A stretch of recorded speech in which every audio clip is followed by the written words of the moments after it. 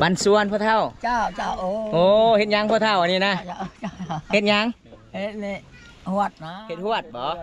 สบายดีแม่สบายดีเด้อสบายดีพ่อเฒ่าเจ้าแล้วก็มี FC คนนึงให้คอยถามพ่อเฒ่าว่าพ่อเฒ่านี่อายุแท้ๆประมาณจักปีพ่อเฒ่าฮอดบ่90ปีหรือเปล่า90ได้90อีหลีบ่พ่อเฒ่าแต่ยังตะพูยังบ่ได้รุ่นบ่รุ่นเนาะยังโดยการนี่เว้าโดยการจักรพรรดิการจำแนกเขาบ่จักรพรรดิโดยพลังอะไรแม่โดยเจ้าเฮาโดยได้แต่ที่โว้ยเป็นผู้ชายเลยได้โดยเฮาไม่ผมบ่ได้งอกหลายเฮารอเนาะตอนนั้นเนาะแล้วก็ FC คนนึงถามว่าเมียของพ่อเฒ่านี่อายุ30ปีหรือบ่พ่อเฒ่าหรือว่าอายุจักปีไปย่างจริง30จะแล้วบ่ฮอดมั้ยชาวเก่าได้แล้ว29ปีบ่เอายังเอาแต่ข้าวกินเฉยๆ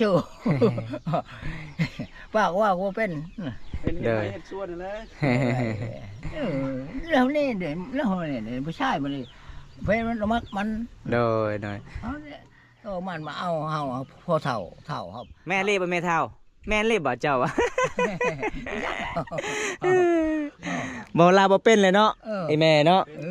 สิเกือบเป็นหนัวเด้อพอเด้อใหญ่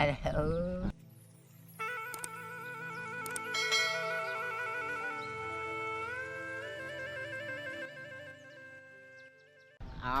กับสวัสดีพี่น้องสบายดีเบิร์ดสุขุมสุขนพี่น้องเฮาในประเทศและต่างประเทศ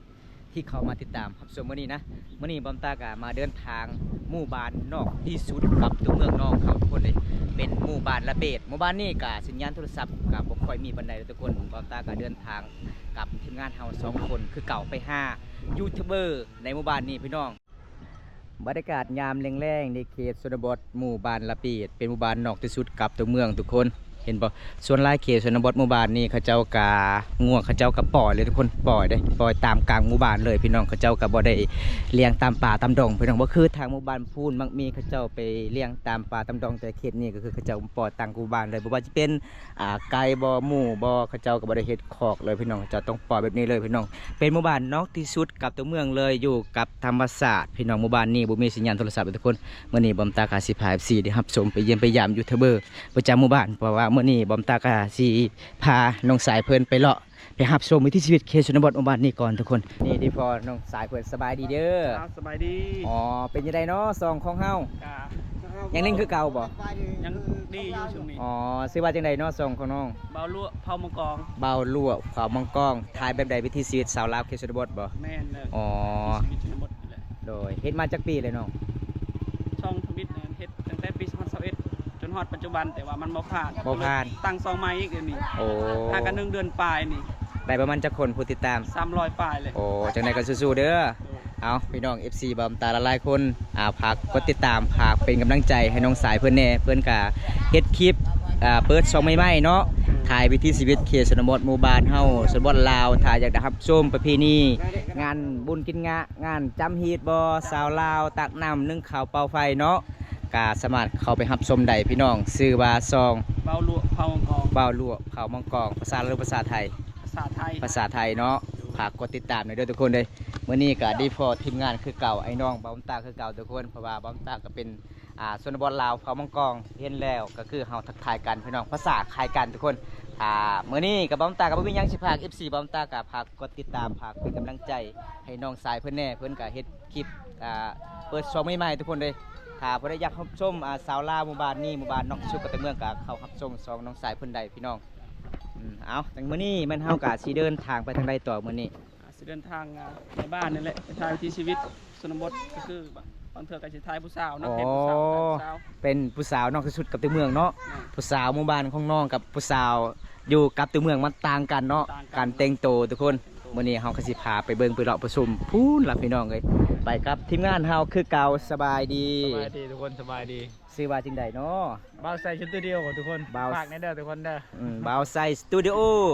ฝากกดติดตามทุกคนเพิ่นเดินทางมาจากกรุงเทพเด้อพี่น้องเอ้ยเพื่ออยากได้คลิปแต่ละคลิปให้ FC ได้รับชมจากประเทศไทยในประเทศและต่างประเทศก็บ่แม่นเรื่องง่ายเด้อทุกคนเด้มื้อนี้เฮาก็เดินทางอีกไกลที่สุดกับตัวเมืองน้องเนาะตกประมาณเกือบ70 เกือบ แม่น 10 กิโล แม่นมันกลับไปกลับมาเนาะ ลอยไปอ่ะกลับไปกลับมา โอ้ลอยไป เอามื้อนี้จะได้เบิ่งผู้สาวลาวเขตนี้ก่อน แม่น ปกติเฮาไปเยี่ยมไปยามคือสาวลาวบ้านพุงมี แม่น สาวลาวทางตะอ้อย แม่น มาเขตนี้คือสาวลาวฝ่ามังกองสุดๆเลย แม่น เอาโอ้ยปิดตาสะอ้อนหลายไปเลยพี่น้องมักมีเขาเจ้าปลูกมาเขตชนบทอันนี้ก็คือเป็นคอไก่เด้คอไก่ในเขตชนบทสุนเผาบรูเมื่อวานนี้ทุกคนเมื่อวานนอกสุกกับเมืองอันนี้สำหรับไก่วางไข่พี่น้องเอ้ยวามตากะสีเลาะไปห้าพ่อเฒ่าแม่เฒ่าเพิ่นก่อนพี่น้องตอนนั้นบอมตาก็ไปเยี่ยมไปยามเห็นพ่อเฒ่าเพิ่นก็เป็นครอบครัวที่ยากจนในชนบทเมื่อวานนี้ทุกคนบอมตาก็เลยซอยเงิน200,000กีบแล้วก็ให้เสื้อผ้าเนี่ยทุกคนมื้อนี้ก็บ่มีหยังหลายพี่น้องก็มาเยี่ยมมายามคือเก่าทุกคนได้เดินทางเมื่อวานนี้ก็เห็นแล้วกับตาอีโต้นพ่อเฒ่าอยู่นํกัน3คนแล้วก็ลูกสาวแล้วก็อีแม่ทุกคนมื้อนี้ก็เห็นแล้วก็โอ้ยมาเยี่ยมมายามคือเก่าทุกคนเด้สงสารเจ้าหลายอันนี้ก็คือลาวเขาเจ้าเด้ลาวเขาอยู่นํกัน3แม่ลูกทุกคนเห็นบ่อันนี้ก็คือโอ้ยลาวเขาก็เฮ็ดบ่ได้แล้วพี่น้องใส่เข่าก็บ่ได้อันนี้เป็นบ้านอีพ่ออีแม่เดี๋ยวไปเยี่ยมไปยามก่อนทุกคนหลังจากนั้นบำตาก็สิเลาะชนบทต่อทุกคนสิเลาะหมู่บ้านไปหาวิถีชีวิตยามแรงๆหรือว่าไปหาสาวลาวทุกคน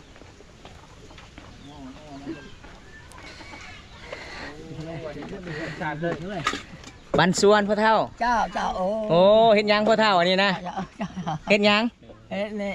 หวดนะ เฮ็ดหวดบ่ ทานนะ โอ้โดย กินได้ว่าเขาบ่ทานนะ กินแล้วพ่อเป็นยังไงอยู่ดีมีแห้งอยู่บ่ เจ้า โอ้ เล็กไปนะ เพื่อนสานหวดเด้อทุกคนสบายดีแม่สบายดีเด้อสบายดี เขาอยากได้กินข้าวเลย โอ้โดย กินข้าวอ่ะ สิค่ายบ่อยพอนี่บ่ฮะเฮ็ดค่ายบ่ ต้นช่างบ่ให้ลูกหัน โอ้ให้ลูกสาวเอาผัวแล้ว ลูกมันสร้างครอบครัว โด ลูก ย เป็นยิ่งนะ โดยจะชื่อหายจ่าหมดเออ กินแล้วพ่อเฒ่ากินแล้วโอ้ยพี่น้องมายิ้มมายามมาได้เพิ่นว่ากินข้าวกินน้ำก่อนเด้อลูก แม่ไปเจ๊กำลังองการ อ๋อ คิดลำไหนเจ๊แบบเฮ้ย มาเยี่ยมมายามพ่อเฒ่าคือเก่าพ่อบ้านเดินทางมาบ้านเนี่ยคิดฮอดพ่อเฒ่าก็เลยมาแวะมาเยี่ยมมายาม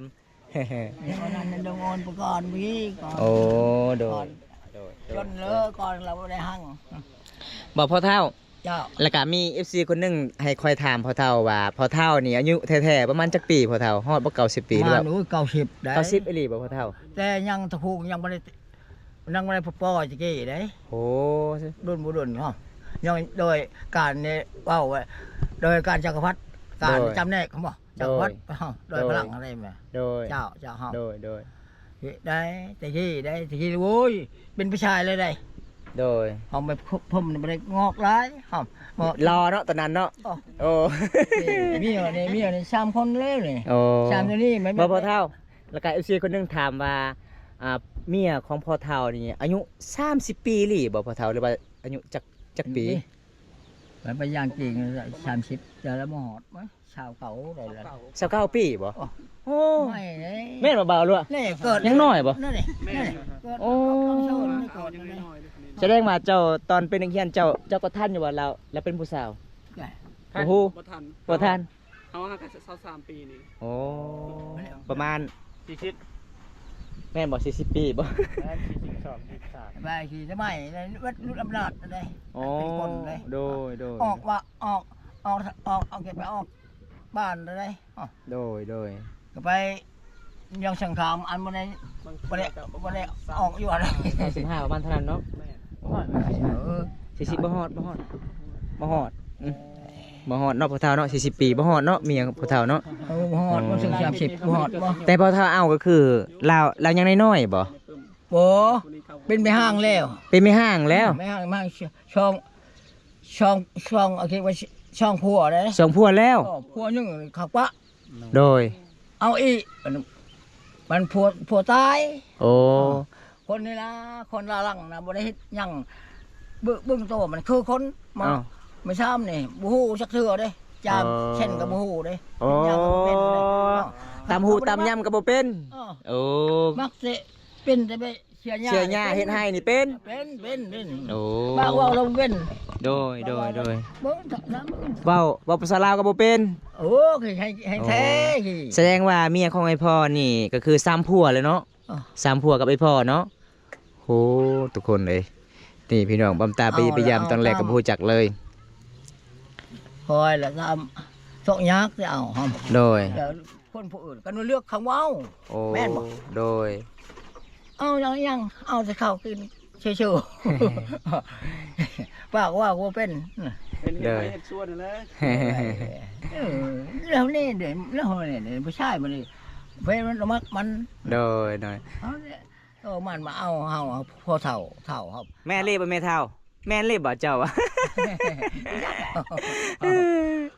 บ่ลาบ่เป็นเลยเนาะไอ้แม่เนาะโดยได้เงินแล้วบ่เป็น นับเงินก็บ่เป็น บ่เป็นเจอเบกไปผัดไปลอยแล้วเลือบ่เป็น โอ้ เฮียนชื่อแล้วเฮียนมาฮอดบ่โตก็แล้วบ่ฮู้ โดย คนเล่าว่าว่านับหนึ่งบ่ถึง10 โดยแสดงไปพ่อนี่ตุกก็อ่านได้อยู่บ่ตัวหนังสือลาวเฮา และนับว่าแก เจ้าอ่านได้อยู่บ่หนังสือบ่ สื่อก็ได้ อันเฮียนเด้ชื่อมาเอาโตนึงแล้วบ่มีอันบ่ฮู้ อ๋อโดย มันพอได้พอนี่ ปูอยู่ โอ้โหมันก็หาไปที่นี่พี่ก็โอ้ โอ้อ่านได้อยู่เนาะ ได้แล้วก็เฮ็ดดีได้ก็เป็นบ่แจ้งโตมัน ก็อ่านบ่ได้คือเก่า บ่เจอได้สิได้ โด เฮาย เอา โด เฮ็ ย ดอีกนี่แบบนะมาหมู่ก็ฮู้แล้วบ่ขาดทำ โดย บ่ฮู้อ่านบ่ได้สิมันนักทั้งเบิ่งนี่ได้ฮะ โดย อย่าเด้อ โดยเอาทุกคนมายิมายามพอเฒ่าคือเก่า เจ้า อายุ90ปีเนาะพอเฒ่าเนาะ 90 ส่วนเมียก็ แต่ยังจักรพรรดิละการไปเฮา ไป เป็นนางจักรพรรดิมันเป็นผู้ชายแล้วเด้ โอ้ บางคนทกนั้นอันดุนอันไหวฮะ โดย เป็นคนหั่งนี่ตายไว้แม่นบ่ แม่น รู้แล้วงอนบึ้งนี่เดี๋ยวนี้เท่า คนทุกข์คนยากเนี่ยตายยาก ตายยาก โอ้ ตายยากเด้ คือคนรวยตายไวบ่ปะเฒ่า ไว้ก็อ่อนบึ้งขนบึ้งไม้หาอดหอม โดย เพื่อนอันจะเป็นทำเวทฮะ โอ้ อันพี่มันชายโสดนะ โอ้ หมู่ก็หั่งไว้ได้ตายเด้ โดย แม่นบ่ โดย หาก็โหแล้วเป็น หาก็ฮู้ได้พ่อเอ้ย เวลาคนห้างนี่คันว่าเจ็บไข้นี่เข้าห้องหมอก็แล้วหายดีเนาะประตูทุกอย่างเฮานี่จนบ่มีเงินก็ตายไว้นั่นเนาะคิดเนาะ นั่นคือจานเท่า เต้อ โอ้ลูก บ่ได้ยินเลยป่ะ เห็นช่าง โอ้ เห็น ทุกคน ไม่แยก เอาทุกคนเป็นความเชื่อของไอ้พ่อครั้งแรกที่ได้ยินไอ้พ่อไอ้พ่อเพิ่นว่าถ้าคนหั่งนี่ตายไวถ้าคนทุกข์นี่ตายยากเพิ่นว่าทุกคนพญาติก็บ่ค่อยเป็นบ่อยพอเฮาคนทุกข์นี่บ่เฮาบ่ได้เข้าห้องหมอเลยบ่เวลาเฮาจะเป็น หมอแน่เท่าแหละ มียาพื้นเมืองอีกบ่พ่อเฒ่า แล้วป่าเนี่ยเท่าคนล่วงเนี่ย โอ้อันนี้กระเป๋าเงินบ่อยพ่อกระเป๋าเงินบ่โอ้ได้เงินหลายเนาะ เงินเลยเงิน มั มันเดือดลายตัวเงินตัวเนี่ยอักยาเนี่ยเงิน หากยายายังนี่พ่อเฒ่า นี่ยาเงินตัวจะลายเงินไปไปลายเงินเนี่ย 70,000กีบเนาะเอาทุกคนเลยมาเล่นแม่นกับพ่อเฒ่าก่อนหลังจากบ่ตากับสิเลาะชนบท เจอมันไงจัง โอ้ กันมันพระเฮียเจ้าเท่านี่นี่ ซื้อยานี่บ่พ่อเฒ่า ห้อมนี่ห้อม อืม ยาเท่าเท่านี่ห้อม โดย อ๋อเท่าเท่าเนี่ย พ่อเฒ่าบ่สบายบ่ คือลายแต่ยาน บ่สบายบ่พ่อเฒ่าจักมื้อเลยจะบ่สบาย น้ำไปแก มันสิยังไงใจไม่ ง่ายเจอ ไม่หยิบเลย ตีเปล่าที่ง่าย โอ้ยเลยตั้งที่ต่อได้จะเลย ตีตลอด เป็นไข้ตลอดเลย ก็นำปลาที่ตลอด โอ้ ไปเบอี แสดงว่าแข็งแห้งเนาะไอพอยังแห้งๆอยู่ได้คันคนอื่นนี่คือไอพอจะเป็นตลอดเลยเนี่ยโอ้น่าสิบ่ได้ทุกคนเลย ว่าเพื่อเช่าแล้วน้องเป็นทางให้ท โดย ำเป็นกับเมื่อยกับพักมาเนี่ยโอ้ยย่างที่นี่ไปห้องหมอแล้วรถเขยได้ขี่เลยย่างมีโอ้ยแต่บ้านเราบ่ฮอดเลย โดย ไปจังหน่อยนั่งไปจังหน่อยนั่ง โดย จิบไปนี่จิบไปนี่ โดย นี่มาหยาดน้ โอ้ ำหยาดเพียงนั่งเลยไปนั่งเลยไป โดย หาเนื้อเยาว์นี่คืออันตะอ่อนครับ จะอ่านได้บ่พ่อเฒ่า อ่านได้บ่ ได้เลย เอาเบิ่งทุกคน นะ เพิ่นว่าอ่านได้ตั้งชื่อ โอ้ยพงตาเด้เป็นโตแจ้งโตใหญ่นี่นี่เขาเห็นเขาบ่เป็นนี่ ภาษาภาษาอังกฤษเดี๋ยวพ่อเฒ่าอันนั้นได้ หน้าป้าชาวอังกฤษหน้าป้านี่ชาลาวมาเขาเห็นบ่แจ้งตานี่บ่แจ้งบ่โตนั่งโตหยังนี่นี่ก็ใหญ่นี่มีนี่ดังอันนี้นี่ ได้พ่อเฒ่า เมืองน้องนี่ โอ้ แม่นบ่ แม่น แจ้ เบิ่งทุกคน อ้าว โอ้เมืองนอกเลยทุกคน น้องแม่น 90 ปียังเจ๋งอยู่ได้สาย เอา ตา ยัน เด้ ได้ทำนี่ได้ยันในชื่อเด้ โอ้ เอาไงหาเปิดยันแต่ครูจักรพรรดิท โดย ำเมื่อกี้เขาเฮียนอยู่เฮือนเหยียบไปเฮือนเฮากี้เขาเบิ่งอี โอ้ ดังทานมาดังโอ้โหกี้เลื่อนงดเขาทานอ่านนี่เก็บไปพอแล้วอ่านนี่ อ๋อ โอ้โห โด ข้าว ย โตยังนี่บอกลำเติ้งฮะ ที่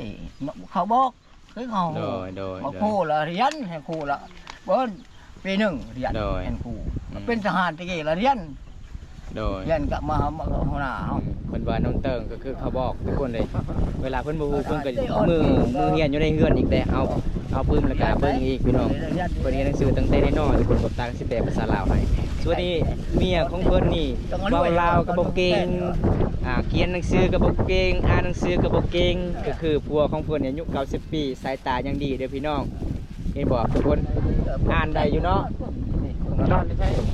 ใช่บ่สี่บ่ห้า วันนอนเจ้าอยู่ไสพ่อเฒ่า เด้จ้า วันนอนเจ้าอยู่ไส นอนอยู่นี่แหละ นอนอยู่นี่ โอ้ โอ้ แม่เนาะแม่พ่อเฒ่าก็นอนอยู่นี่ ลูกสาวเด้ ลูกชาวนอนเพื่อนผู้อื่นเลย โอ้แสดงว่านอนอยู่นี่คือ เออแล้วว่า อีพ่อกับไอ้แม่ ก็เล่าเท่ากันบ่เคยนอนเพื่อนเลยนอนเพื่อนผู้อื่นเป็นผู้ชาวก็เพื่อนผู้อื่นอันนี้น้องชาวโตบ่ได้เป็นผู้ชาวอย่างน้อย โดย อายุมันอย่างเก่ง11 โดยคันสาวปีแล้วเป็นผู้สาวเลยได้ ก็ว่าพี่เป็นผู้ชาว ผู้ชาวแล้วผู้ชาวอย่างน้อยเหรออย่างเก่งแล้วการเว้ามันแบบเป็นผู้ชาวแล้ว35จัง แม่น ผู้ชาวใหญ่ได้แบบนี้เลย โดย ชาวใหญ่มาเด้ โดย ไม่ผู้ชายนี่เอาเมียนี่ระหว่างชาย40ปีอ่ะ โดย จังเอาแล้วมาหาเอาเลยบ่ได้เอาเลยบ่ฮอด40บ่ให้เอาเลย ใบพ่อ เจ้า หลังจากไอ้พ่อสร้างครอบครัวกับไอ้แม่เพื่อนแล้วก็คือไอ้แม่นี่เป็นสาวไม่ห้างเนาะไอ้ ไม่ พ่อ ห่าง เอาเนาะ ไม่ห่างไม่ช่อง หลังจากไอ้แม่เอากับไอ้พ่อแล้วก็คือได้ลูกจักคนนี่พ่อ ลูกคนลูกไง ลูกของไอ้พ่อ ลูก5 คน 5 คนบ่ 5 คนเลย โอ้ เป็นก็เป็นคนยังช่องคน โดย ไม่ใช่ช่องคนนี่อยู่นี่ตายครับ โอ้ ตะกี้ช่องคนตายครับหาก็อันนี้อ๋อ โดย ห้าหกนั่นกี่นั่นกี่หาหรือหาเลย อ๋อ ยังห้านี่ยังช่องอ๋อ โดย จามนี่ตายยังหมด โดย แสดงว่าเบาตามามื้อนี้เนาะไอพ่อก็เริ่มสิเบาๆเนาะว่าลูก4โต8โตเนาะตอนนั้นมีแต่โตกับโตได้ เออ เอาแล้ว ไปเยี่ยมพยายามตอนแรก เอาตาม ลูกค่อย4โต8โต ตามช่องยากเก็บแบบบ่ได้แบกนำแบกไผ่ครับ โดย เอาเราเห็นกับคนบ่ฮู้แล้วที่ไปบ่เจอจำจักเทื่อเฮียนพี่กับบ่ฮู้ โดยพ่อ ในนั้นเอาตามทก แสดงว่าอยู่นํกันกับไอพ่อไอแม่ยังแต่ลูกสาวล่าเนาะ เออ 11 ปี อยู่นี่บ่ โดย11 ปีบ่ลูกสาวล่าบ่ ฮอดรุ่นเลยได้นี่มึงบางมีนี่บางมีมันจนเป็นมากเลยเลย โอ้ รุ่นเลย โดย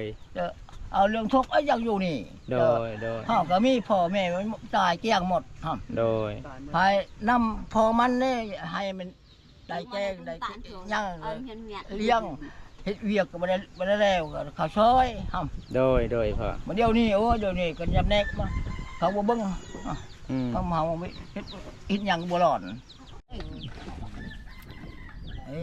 จ้า เอาพ่อเฒ่าแม่เฒ่ามื้อนี้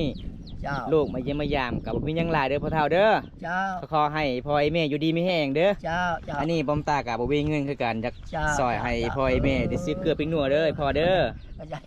ใจเลยมเทีมงานเฮามีเรื่อย อาชีพ แม่น อยากแบ่งน้ำใจเนาะ ใบยังนี่พ่อเฒ่า ใบ50 โอ้แจงอยู่เนาะยังอ่านได้อยู่ได้ทุกคนเลยสุดยอด อ่านเบิ่งนี่ ถาม แดงนี่เฮา ถามเบิ่งเมียก่อนไปยังนี่เมีย เขาโอ้ บ่ฮู้เลย เอาโอ้เลย โอ้บ่ฮู้เงินเลยเนาะ เราว่านับหนึ่งบ่ถึงเฮ็ด โดยโดยน้ำหนึ่งบ่ถึง10บ่บ่เท่าแม่นเลยบ่บ่เท่าจะนับบ่เป็นเลยบ่ เด้เอาได้ทานได้ย่างหน่วยเองเด้ โดยโดย หน่วยเด้ โดย ว่าบ่ดีก็โอ้ยหน่วยเลยเด้ หน่วยเลย โอ้ หน่วยไปยังหน่วยนะ เฮาอดทนเด้เฮา โอ้ อดทนวันนี้บ่ทานน้ำ โดยโดย เท่าบ้านมันนุ่ม โดย กันไปเท่าดีๆโอ้ยอย่าวุ่น โอ้ ปล่อยเลยครับไปทางไหนก็ไป เลิกเลย เอาแบกเลยเชเลยวันนี้กินน้ำแม่เชอันมันนุ่มหน่อย โอ้ จีบมันอดทน โอ้จีบมัน เจียวมัน มาเต้บ่เต้มาโอ้ยเบาตามพลตามพี่ได้เบาเลย โดย ตามปากมัดปากอันเบาเฮ็ดหยังบ่เป็นมาเบิ่งเว้าเนี่ยเป็น โอ้แม่นแม่นพ่อเท่า เรื่องจำแนกได้เป็นเด้ โดย ไอ้เท้ามือนี่ละอันนี้ปลายนี่ฮะแล้ว เอาไอ้พ่อไอ้แม่ จ้ะ วันนี้ลูกก็ขอกลับกันเลยพอเด้อ จ้า โอกาสหน้ามีเวลาว่างลูกก็ไปเยี่ยมมายามกันใหม่เด้อพอเด้อ จ้า เอาทุกคนถ้าไปได้ครับชมกินแล้วก็อย่าลืมฝากกดไลค์กดแชร์กดติดตามฝากเป็นกำลังใจในเด้อทุกคนเลยเห็นแล้วก็เป็นหนักสงสารอีพ่ออีแม่ส่วนลูกสาวก็ยังน้อยพี่น้องเอ้ยเพื่อนสามบ้านสองอีพ่อก็ประมาณสิบนี้เบิ่งทุกคนเห็นบ่พี่น้องอันที่จุดนี้ก็คือห้องนอนอีพ่อเนาะ จ้า ห้องนอนอีพ่ออีแม่ จ้า ก็บ่ได้กวางบันไดประมาณ2เมตรทุกคนเลย จ้า เมื่อหน้าลูกมาเยี่ยมมาย่างกันใหม่เด้อพอเด้อ จ้า บ๊ายบายเนี่ยบ๊ายบาย จ้าจ้าจ้า บ๊ายบายเด้อ จ้าเออ ไปเด้อพอเด้อ กินข้าวไปอิ่มเลย ขอบใจขอบใจพอเท่าขอบใจ เออ เอาทุกคนวันนี้บอมตากะมาเยี่ยมมายามคือเก่าพี่น้องเลยเห็นพี่พลอยแม่สองคนกะเห็นตาสงสารหลายเลยทุกคนเลยวันนี้กะมีน้ำจิตน้ำใจเล็กน้อยพี่น้องบอมตากะทำบุญน้ำกันพี่น้องถ้าพอได้อยากช่วยเหลืออยากทำบุญก็คือก็สามารถติดต่อทางบอมตาได้หรือว่าติดต่อทางบ้าวอลวงฟ้ามังกรใดพี่น้องเขาก็เป็นพี่น้องกันเขาได้ทำบุญร่วมกันทุกคนเลย เพราะว่าบำตาวันนี้ก็ได้ทำบุญเล็กน้อยแล้วพี่น้องมีน้ำจิตน้ำใจบำตากับบ่มีเงินบ่มีคำบ่มีเงินบ่มีคำคือกันทุกคน แต่เฮงเขาเจ้าก็สงสารพี่น้องเอ้ยเอ้าพี่น้องจะได้บำตากับสิปิดเดือนนี้ก่อนพี่น้องถ้าบ่ได้รับชมคลิปนี้แล้วก็อย่าลืมฝากกดไลค์กดแชร์กดติดตามฝากเป็นกำลังใจให้บำตาเฮ็ดคลิปต่อไปตอนนี้บำตาก็ยังสิเลาะต่อชนบทต่อทุกคนเลยไปเลาะละหมู่บ้านพี่น้องคลิปหน้าพบกันใหม่ขอกล่าวคำว่าสวัสดีครับผมบ๊ายบาย